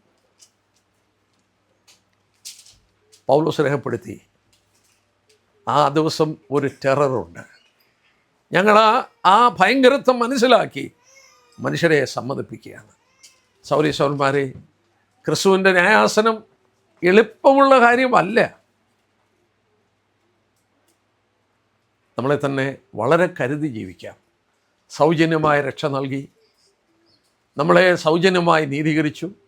നമുക്കിനി ശിക്ഷിക്കപ്പെടുന്ന ശിക്ഷയില്ല. പക്ഷേ നമ്മൾ കർത്താവിൻ്റെ സന്നിധിയിൽ കടന്നു ചെല്ലുമ്പോൾ നമ്മുടെ ജീവിതം, നമ്മളെ രക്ഷിച്ചതിൻ്റെ ഉദ്ദേശം അവിടെ വെളിപ്പെടുത്തുമ്പോൾ നമ്മളെ ഓർത്തതുപോലെ ധൈര്യത്തോടെ നിൽപ്പാൻ കർത്താവ് നമ്മെ സഹായിക്കട്ടെ. 10-15 മിനിറ്റ് എടുക്കാം. ഓക്കെ, ഞാനതിൻ്റെ ബാക്കി ഭാഗം കൂടെ, അതായത് കണ്ടൻസ് ചെയ്ത് പറയാം. What is the result of this? That is main part is 1 Corinthians chapter 3. നിങ്ങൾ വീട്ടിൽ ചെന്ന് വായിക്കുക. 1 Corinthians chapter 3 അതിൻ്റെ 10 തൊട്ടങ്ങ് വായിക്കണം. അതിൻ്റെ അവസാനം വരെ ഈ വിഷയമാണ് ഡീൽ ചെയ്യുന്നത്. 1 Corinthians 3:10 തൊട്ടുള്ള വാക്യം. നമ്മൾ അത്യാവശ്യമുള്ള വാക്കുകൾ പൗലോസ് പറയുന്നുണ്ട്. ഞാനൊരു പ്രധാന ശില്പി ആയിട്ട് അടിസ്ഥാനമിട്ടു. പൗലോസ് പറയുന്നത് കൊരിന്ത്യ സഭയുടെ അടിസ്ഥാനമാണ്. ഇവിടെ പറയുന്നുണ്ട് ഒരു പ്രധാന ശില്പി എന്നാണ് എഴുതിയിരിക്കുന്നത്. ജ്ഞാനമുള്ളൊരു പ്രധാന ശില്പി. അത് ഇംഗ്ലീഷിൽ എങ്ങനെയാണ്? As a chief architect. ഒരു ബിൽഡിംഗ് പണിയുമ്പോൾ ആ ചീഫ് ആർക്കിടെക്റ്റിന് വളരെ പ്രാധാന്യതയുണ്ട്. Is the one who draws the drawing how the building is to be. And Paul says, I laid the foundation and I became the chief architect of Corinthian church. എന്നിട്ട് വിശ്വാസികളോട് പറയുകയാണ്, നിങ്ങൾ ഓരോരുത്തൻ പണിയുന്നു. ഒരു എക്സോട്ടേഷനാണ് 10-ാം വാക്യത്തിൻ്റെ അവസാനത്തിൽ. താൻ എങ്ങനെ പണിയുന്നെന്ന് ഓരോരുത്തൻ നോക്കിക്കോണം. Take heed how you build. നിങ്ങൾ എങ്ങനെ പണിയുന്നു എന്ന് വളരെ ശ്രദ്ധിക്കണം. ദൈവസഭയോടുള്ള ബന്ധത്തിൽ നമുക്ക് ഓരോരുത്തർക്കും പണിയാനായിട്ടുണ്ട്. ഓരോരുത്തർക്കും ഒരു പാർട്ടുണ്ട്. പക്ഷെ നമ്മളോട് പറഞ്ഞു, you should be careful, you take heed how you are going to build. എന്നിട്ട് ആ പണികളെക്കുറിച്ച് താഴോട്ട് പറയുക. 12-ാം വാക്യം, ആ അടിസ്ഥാനത്തിന്മേൽ ആരെങ്കിലും പൊന്ന് വെള്ളി വിലയേറിയ കല്ല് മരംപുല്ല് വൈക്കോൽ എന്നിവ പണിയുന്നെങ്കിൽ അവനവൻ്റെ പ്രവൃത്തി വെളിപ്പെട്ട് വരും. ആ ദിവസം അതിനെ തെളിവാക്കും. അത് തീയോടെ വെളിപ്പെട്ട് വരും. ഓരോരുത്തരുടെ പ്രവൃത്തി ഇന്ന വിധമെന്ന് തീ തന്നെ ശോധന ചെയ്യും. ഒരുത്തൻ പണിത പ്രവൃത്തി നിലനിൽക്കുമെങ്കിൽ അവന് പ്രതിഫലം കിട്ടും. ഒരുത്തൻ്റെ പ്രവൃത്തി വെന്തുപോയെങ്കിൽ അവന് ഛേദം വരും, താനോ രക്ഷിക്കപ്പെടും തീയിൽ കൂടെ എന്ന പോലെ. ഒരാൾ പ്രവർത്തിച്ചതെല്ലാം അങ്ങ് നഷ്ടമായിപ്പോയി, ഒരാളുടെ ജീവിതം മുഴുവൻ നഷ്ടപ്പെട്ടു പോയി. എന്തോ സംഭവിക്കും? നരകത്തിൽ തള്ളിക്കളയുമോ? ഇല്ല. അവിടെ പറഞ്ഞ എന്താ? താനോ രക്ഷിക്കപ്പെടുമെന്നാൽ തീയിൽ കൂടെ എന്ന പോലെ. He will lose all his work. ഒരു ദൈവദാസൻ പറഞ്ഞു, ജനറൽ സ്റ്റേറ്റ്മെൻറ്റാണ്, there will be 3 kind of believers. ഒന്ന്, അദ്ദേഹം പറഞ്ഞത് ലോത്തിനെ പോലെയുള്ള വിശ്വാസി. ലോത്ത് പട്ടണത്തിൻ്റെ അവിടെ പോയി പാർത്ത് ഈ ലോകത്തിൽ വലിയ നേട്ടങ്ങൾക്ക് വേണ്ടി താൻ ശ്രമിച്ചു. അവസാനം തീ കൊണ്ട് ശോധന കഴിച്ചപ്പോൾ എവരിത്തിങ് വാസ് ലോസ്റ്റ്. താൻ രക്ഷിക്കപ്പെട്ടു, താൻ രക്ഷപ്പെട്ട അപ്പുറത്ത് വന്നു. അതുപോലെ ആയിരിക്കും കുറേ വിശ്വാസികൾ, പണിതൊക്കെ പോവും. രണ്ടാമതൊരു കൂട്ടരുണ്ട്, ക്രൂശിൽ വെച്ച് രക്ഷിക്കപ്പെട്ട കള്ളനെ പോലെയുള്ള വിശ്വാസികൾ. കൈകളും കാലുകളും ആണി കൊണ്ട് അടിച്ചിരിക്കുകയാണ്. ഹൃദയം കൊണ്ട് വിശ്വസിച്ചു, വായി കൊണ്ട് ഏറ്റു പറഞ്ഞു, അയാൾ രക്ഷിക്കപ്പെട്ടു. പക്ഷേ മരിക്കുമ്പോൾ അയാളെ പിൻഗമിപ്പാൻ ഒരു പ്രവൃത്തിയില്ല. ചില വിശ്വാസികൾ അങ്ങനെയായിരിക്കും, ഒരു പ്രവൃത്തിയില്ല, കാണത്തില്ല. അന്ന് സഭയിൽ എഴുന്നേറ്റ് എന്ന് പറഞ്ഞത് ഞാൻ കർത്താവിനെ സ്വീകരിച്ചത്, പിന്നെ അനങ്ങിയിട്ടില്ല. ഈ ക്രൂശിൽ വെച്ച് രക്ഷിക്കപ്പെട്ട കള്ളനെ പോലെ ആയിരിക്കും ചിലർ. മൂന്നാമതൊരു കൂട്ടരുണ്ട്, പൗലോസിനെ കുറിച്ച് നമ്മൾ വായിച്ചു, ഈ discipline this body and mind. എന്നിട്ട് തീർത്ത് പറഞ്ഞു, എനിക്ക് നീതിയുടെ കിരീടം വെച്ചിട്ടുണ്ട്. He was so sure for his reward. അങ്ങനെ ജനറലി 3 കൂട്ടം ആളുകളുണ്ടെന്ന് പറഞ്ഞു. എന്നാൽ ഒരാളുടെ പ്രവൃത്തി വെന്തുപോയാൽ, ഇവിടെ വായിക്കുന്നു മലയാളത്തിൽ, ഒരുത്തൻ്റെ പ്രവൃത്തി വെന്തുപോയി. തീ കൊണ്ടാണ് ശോധന കഴിക്കുന്നത്, തീ കൊണ്ടാണ് ടെസ്റ്റ് ചെയ്യുന്നത്. ഈ തീ എന്തിനെയാണ് കാണിക്കുന്നത്? ബൈബിളിൽ തീയ് 2 കൂട്ടം കാര്യങ്ങളെ കാണിക്കുന്നുണ്ട്. ഒന്ന്, ദൈവവചനത്തെ കാണിക്കുന്നുണ്ട്. മറ്റൊന്ന്, ദൈവത്തെ തന്നെ കാണിക്കുന്നുണ്ട്. തീയ്, നിൻ്റെ വചനം, നമ്മൾ ജെറമ്യാവ് 23:29 വായിക്കണമെന്നില്ല. It is use for God's word. ദൈവത്തിൻ്റെ വചനം തീ പോലെയെന്ന് അവിടെ രേഖപ്പെടുത്തിയിട്ടുണ്ട്. ആവർത്തനം 4:24 ദൈവം ദഹിപ്പിക്കുന്ന അഗ്നിയാണ്, അവന് സിമ്പിൾ ഓഫ് ഫയർ ദൈവത്തിന് പകരം ഉപയോഗിച്ചിട്ടുണ്ട്. അപ്പോൾ തീ കൊണ്ട് ശോധന കഴിക്കുന്നത് നമ്മൾ ഓർക്കണം. നമ്മുടെ പ്രവൃത്തി കഴിഞ്ഞ് അവിടെ ചെല്ലുമ്പോൾ ആ ടെസ്റ്റ് ചെയ്യുന്നത് തീ കൊണ്ടാണ്. ഞാനൊരു സംഭവം ഓർത്തു പോകുന്നു. ഞാൻ സ്കൂളിൽ പഠിക്കുന്ന, ഈ ചെറിയ പിള്ളേരുടെ പ്രായമാണ്, സ്കൂളിൽ പഠിക്കുന്ന ഒരു കാലം. ഞാൻ ജീവിച്ചത് ഒരു ഗ്രാമത്തിലാണ്, ചേത്തക്കൽ, റാന്നി, ഫേബേമൻ, ഞങ്ങൾ നെയ്ബേഴ്സാണ്. അന്ന് അവിടെ അടുത്തെങ്ങും തുണിക്കടകളില്ല, റാന്നി പോലും തുണിക്കടകളില്ല. അപ്പം ഞങ്ങൾ മക്കൾക്ക് എൻ്റെ പേരൻസ് വർഷത്തിലൊരിക്കലാണ് തുണി എടുത്തു തരുന്നത്. സാധാരണ തിരുവല്ലയിലോ കുമ്മനാട്ടോ ഒക്കെ പോകും. ഞങ്ങൾക്കൊരു വർഷത്തേക്ക് വേണ്ട തുണിയൊക്കെ എടുത്തു തരും, നിക്കറും ഉടുപ്പും ഒക്കെ തരും. ഒരു ദിവസം ഞാൻ തിരുവല്ലയിലെ TC മാത്യു എന്ന് പറയുന്ന ആളുടെ കടയിലിരിക്കുക. നിങ്ങൾ ചിലർക്കെങ്കിലും ആ കട ഓർമ്മയുണ്ട്. ആ ജംഗ്ഷനിൽ തന്നെ ഇന്നുമുണ്ട് ആ TC മാത്യുവിൻ്റെ കട. ഞാനൊരു ബാലനായിട്ട് അവിടെ ഇരിക്കുക. ഈ കടയുടമസ്ഥൻ എൻ്റെ അപ്പനെയും അമ്മയും ഒരു തുണി എടുത്തിട്ട്, ഒരു നൂല് ഇങ്ങോട്ട് എടുത്തിട്ട്, ഒരു തീപ്പെട്ടി കത്തിച്ചിട്ട് ഈ നൂല് കൊണ്ടുവന്ന് ആ തീയുടെ അടുക്ക കൊണ്ടുവന്നു. ഈ നൂല് ഉരുകി അങ്ങ് പോയി. വേറെ തുണിയിൽ നിന്നൊരു നൂലെടുത്തിട്ട് അദ്ദേഹം തീയുടെ അടുക്ക കൊണ്ടുവന്നപ്പോൾ അത് ചാരമായിപ്പോയി. ആ കാലത്താണ് നൈലോൺ എന്ന് പറയുന്ന ഒരു തുണി ഇറങ്ങിയത്, ആർട്ടിഫിഷ്യൽ ഒരു തുണി. ആ നൈലോണായി മെഴുകു പോലെ ഉരുകിയത്. അപ്പം തീ കൊണ്ട് അയാൾ ടെസ്റ്റ് ചെയ്ത് കാണിച്ചത് കോട്ടനാണോ നൈലോണാണോ എന്ന്. ഇവിടെ വായിക്കുന്ന അതാണ്, fire will test what sort it is. നീ ചെയ്ത പ്രവൃത്തി ഏത് വിധമാണ്, what kind of work you have done, whether it is to glorify God or for your own glory. ഇവിടെ നമ്മൾ വായിക്കുന്ന കണ്ടോ, ആ 13-ാം വാക്യത്തിൽ, ആ ദിവസം അതിനെ തെളിവാക്കും, അത് തീയോടെ വെളിപ്പെടും, ഓരോരുത്തരുടെ പ്രവൃത്തി ഇന്ന വിധമെന്ന് തീ തന്നെ ശോധന ചെയ്യും. അനേക പ്രാവശ്യം വെളിപ്പെടും വെളിപ്പെടും വെളിപ്പെടും. It will reveal. ഞാനിവിടെ നിന്ന് പ്രസംഗിക്കുമ്പോൾ നിങ്ങൾ ചിലപ്പം പറയും ഞാൻ നല്ല ഭക്തനാണ്, എൻ്റെ ജീവിതം ദൈവത്തിനെ അറിയത്തുള്ളൂ. എൻ്റെ രഹസ്യ ജീവിതം എന്താണെന്ന് ദൈവത്തിന് അറിയാം. പക്ഷെ അന്ന് വെളിപ്പെടുത്തും. Who am I, what am I, ഞാൻ എങ്ങനെയുള്ളൊരു വ്യക്തിയാണെന്നുള്ളത് അവിടെ വെളിപ്പെടുത്തും. നമ്മൾ 4-ാം അധ്യായത്തിൻ്റെ 1 കൊരിന്ത്യർ 4-ാം അധ്യായത്തിൻ്റെ 5-ാം വാക്യത്തിൽ, ആകയാൽ കർത്താവ് വരുവോളം സമയത്തിന് മുമ്പ് ഒന്നും വിധിക്കരുത്, അവൻ ഇരുട്ടിൽ മറിഞ്ഞിരിക്കുന്ന വെളിച്ചത്താക്കി ഹൃദയങ്ങളുടെ ആലോചനകളെ വെളിപ്പെടുത്തും. അന്ന് ഓരോരുത്തരും ദൈവത്തിൽ നിന്ന് പുകഴ്ച ലഭിക്കും. കർത്താവ് നമ്മളെ വെളിപ്പെടുത്തുന്ന ഒരു ദിവസമാണ് ക്രിസ്തുവിൻ്റെ ന്യായാസനം. One of the primary purpose of the judgment seat of Christ is for the revelation of each life. ഓരോ ജീവിതങ്ങളെയും മറനീക്കി കാണിക്കുകയാണ്. ഒരുത്തൻ ചെയ്ത പ്രവൃത്തി വെന്തുപോയാൽ ഛേദം വരും. ഛേദം വരിക എന്നുള്ളത് ഇംഗ്ലീഷ് വായിക്കുന്നത് സഫർ ലോസ് എന്ന്. There will be a suffering in that loss. That means he is not going to enjoy the loss, he will suffer loss. ഒരുത്തൻ പണിത പ്രവൃത്തി നിലനിൽക്കുന്നെങ്കിൽ പ്രതിഫലം കിട്ടും. പ്രതിഫലം വളരെ ദീർഘമായി ബൈബിളിൽ പഠിപ്പിച്ചിരിക്കുന്ന ഒരു ടോപ്പിക്കാണ്. നമ്മൾ 1 മണിക്കൂറോ 2 മണിക്കൂറോ എടുത്താൽ അത് പറഞ്ഞു തീരത്തില്ല. അത്ര ഡീറ്റെയിൽ ആയിട്ട് ഈ റിവാർഡിനെ കുറിച്ച് പറഞ്ഞിട്ടുണ്ട്. ഞാൻ 1-2-3 ഓടിച്ച് പറഞ്ഞങ്ങ് നിർത്താം. ഈ റിവാർഡിനെ കുറിച്ച് വളരെ അധികം ബൈബിളിൽ രേഖപ്പെടുത്തിയിട്ടുണ്ട്. നമ്മൾ മോശയെക്കുറിച്ച് വായിക്കുന്നുണ്ട്. മോശ, നിങ്ങൾ എബ്രായ ലേഖനത്തിൽ കടന്നു വരുമ്പോൾ മോശ പ്രതിഫലം നോക്കിയത് കൊണ്ടാണ് ഹീബ്രൂസ് ചാപ്റ്റർ 11 വേഴ്സസ് 25-26 അവിടെ ഇങ്ങനെയാണ് വായിക്കുന്നത്, ഇല്ലേ?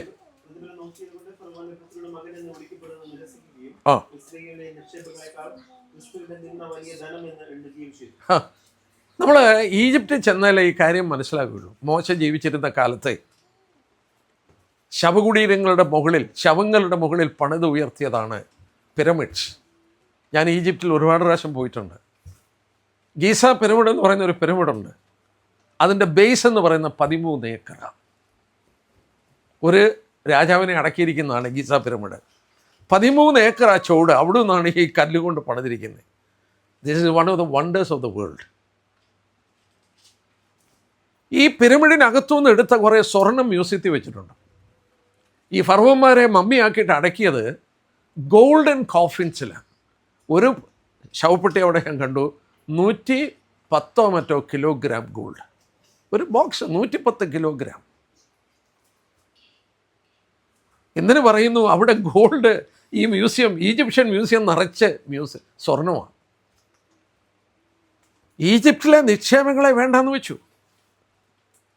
2, ഈജിപ്തിലെ നിക്ഷേപങ്ങൾ വേണ്ടാന്ന് മാത്രമല്ല, മോശ അവിടെ ഉണ്ടായിരുന്നെങ്കിൽ മോശയുടെ ശവകുടീരത്തിൻ്റെ മുകളിൽ ഒരു പിരമിഡ് ഉയർന്നേനെ. പക്ഷേ നമ്മൾ വചനത്തിൽ വായിക്കുന്നു, മലയാളം ബൈബിളിൽ വായിച്ചാൽ യഹോവയുടെ വചനത്താൽ മോശ മോവാബ് ദേശത്ത് വെച്ച് മരിച്ചു എന്നാണ്. By the mouth of the lord he died എന്ന് ജയൻ ഡാർബി അതിന് ഫുട് നോട്ട് കൊടുത്തിട്ടുണ്ട്.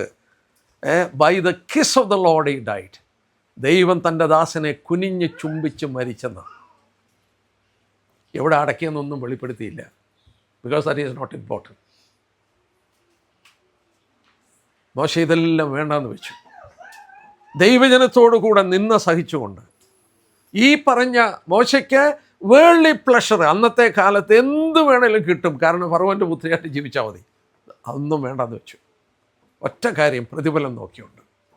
സോ ഒരു കാര്യം പ്രത്യേകം ഓർക്കുക. അതുകൊണ്ടാണ് ദൈവം പ്രതിഫലം വളരെയധികം നമ്മുടെ ബൈബിളിൽ നമുക്ക് വേണ്ടി പറഞ്ഞിട്ടുണ്ട്.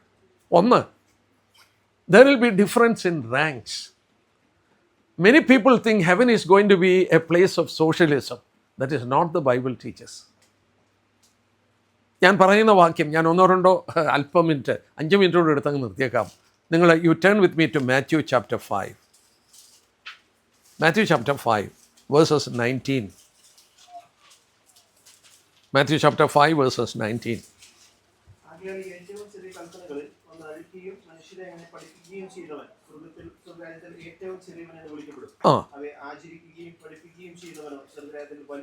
അപ്പൊ സ്വർഗത്തെ ചെറിയവനുമുണ്ട്, സ്വർഗത്തെ വലിയവനുണ്ട്.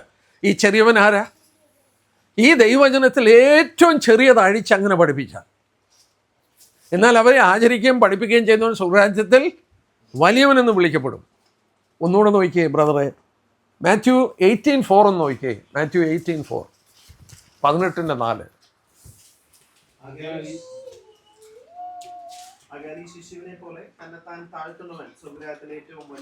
ഇതാരാ പറഞ്ഞത്? കർത്താവല്ലേ. സ്വർഗത്തിൽ ചെറിയവൻ, സ്വർഗത്തിൽ വലിയവൻ, സ്വർഗത്തിൽ ഏറ്റവും വലിയവൻ. നമ്മൾ 2 വാക്യം വായിക്കാതെ ഞാൻ പറഞ്ഞു പോകാം. റെവലേഷൻ 19:5, റെവലേഷൻ 11:18, വെളിപ്പാട് 19:5, വെളിപ്പാട് 11:18. അവിടെ സ്വർഗത്തിൽ ആരാധനയ്ക്ക് ആഹ്വാനം കൊടുക്കുമ്പോൾ ദൈവത്തിൻ്റെ ചെറിയവരും വലിയവരുമായ ദാസന്മാരെ. അപ്പോൾ സ്വർഗത്തിൽ ആരുണ്ട്? ചെറിയവരും വലിയവരുമുണ്ട്. നമ്മൾ വേർപെട്ട വിശ്വാസികളാണ്. നമുക്ക് ഒരുപാട് സന്തോഷിക്കാം കേട്ടോ. We can be more proud.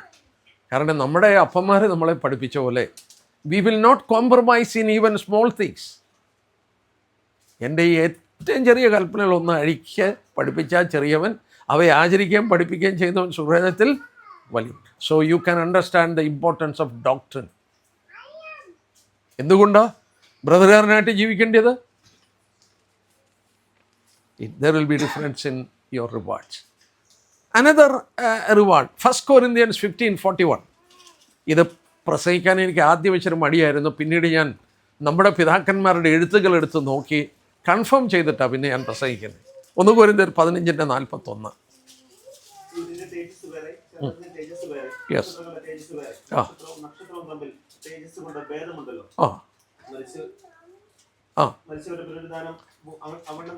മരിച്ചവരുടെ പുനരുദ്ധാനം ഔവണ്ണം. എങ്ങനെ? സൂര്യൻ്റെ തേജസ് വേറെ, നക്ഷത്രത്തിൻ്റെ തേജസ് വേറെ. നക്ഷത്രവും തമ്മിൽ തേജസ്സിൽ വ്യത്യാസമുണ്ട്.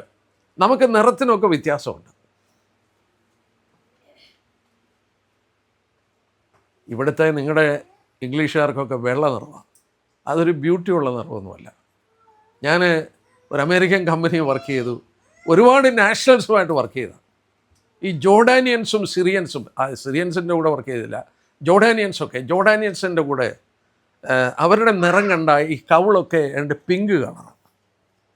അതാണ് ശരിക്കും വൈറ്റ് കളർ. ഞാൻ എത്ര ഡ്രസ്സ് സാർ, ഞാൻ അമേരിക്കൻ കമ്പനിക്ക് വർക്ക് ചെയ്യുന്നുണ്ട്, വെൽ ഡ്രസ്ഡ് ആയിട്ടാണ് പോകുന്നത്. പക്ഷേ ഞാൻ എത്ര വെൽ ഡ്രസ്ഡ് ആയിട്ട് ഇവരുടെ അടുക്ക പോയി നിന്നാലും ഒരു ഇച്ചിരി വൈക്കളഭ്യം തോന്നും. കാരണം എൻ്റെ നിറം അത്രയാണ്. പക്ഷേ എന്നെ ഒരു പാഠം പഠിപ്പിച്ചു. When you go to heaven, we all will be glorified, but there will be difference in glory. Dr. H.A. Ayn said, in that day there will be difference in glory according to the measure of our devoutness to Christ down here. For he says, so also is the resurrection of the dead. കർത്താവിനോടുള്ള നമ്മുടെ devotion ഇവിടെ എങ്ങനെയാണോ അതൊക്കെ വെളിപ്പെടും. ഒരു carnal ബിലീവറിനെയും ഒരു spiritual ബിലീവറിനെയും ഒരുപോലെ പ്രതിഫലം കൊടുത്ത് ആദരിക്കുന്ന ദൈവത്തിൻ്റെ നീതിക്ക് ചേരുന്നതല്ല. You will see the difference at the day. ഏറ്റവും കൂടുതൽ ശോഭിക്കുന്ന ആരാന്നറിയോ? ഒരു വാക്യം കൂടെ വായിച്ചങ്ങ് വിടാം. ദാനിയേൽ 12:3 വായിക്കട്ടെ.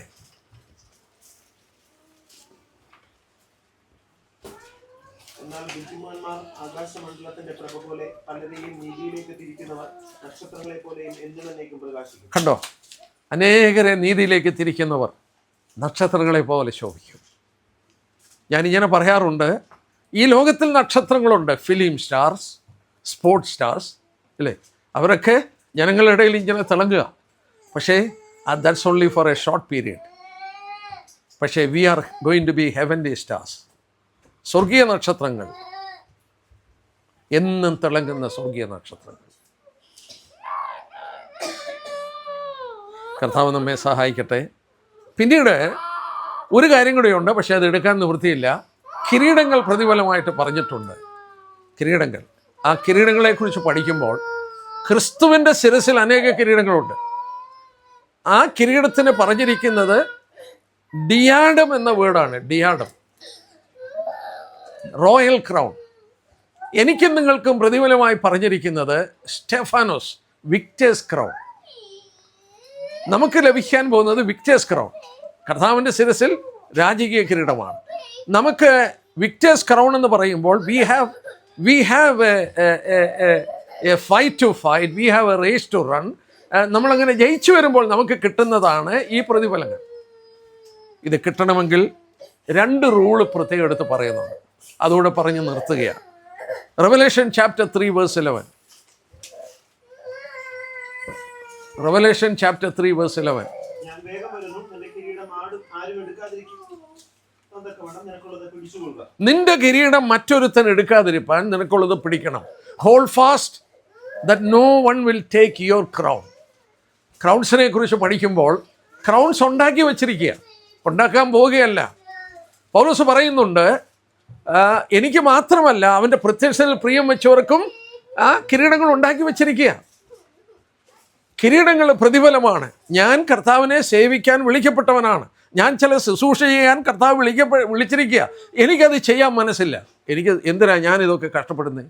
എന്തിനാ ഞാനിതൊക്കെ അനുഭവിക്കുന്നത്? സോ ഞാനത് ചെയ്യാതിരിക്കുകയാണെങ്കിൽ കർത്താവ് ആരെയെങ്കിലും അയച്ച് ആ ശുശ്രൂഷ ചെയ്യും. കർത്താവ് ആ ശുശ്രൂഷ ചെയ്യുമ്പോൾ എൻ്റെ കിരീടം ആർക്ക് പോകും? മറ്റൊരുത്തർ പോകും. അതാണ് അവിടെ പറഞ്ഞത്, hold fast what you have that no man will take your crown. We need to hold on to our crown that no one will take that crown.